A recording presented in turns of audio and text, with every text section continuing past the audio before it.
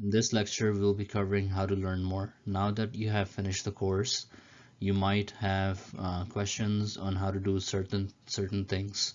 So one of the best places to find answers is the passingbi.com website. This is a website that I created, which showcases the course that we have.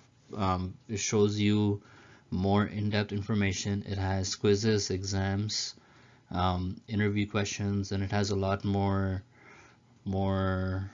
things related to Tableau that might help you find answers to more questions.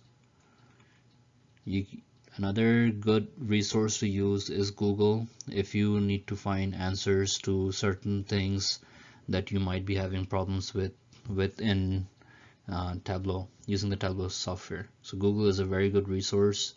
Whatever problem you might have, someone might have already experienced it, probably already experienced it. So Google is a great resource.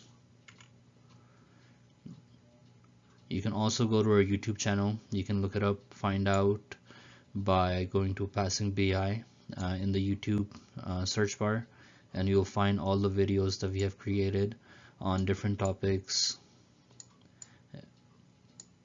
that might help you learn more and find answers to problems that you might have. Another great resource is the Tableau community. You can find the link for the Tableau community in the descriptions below.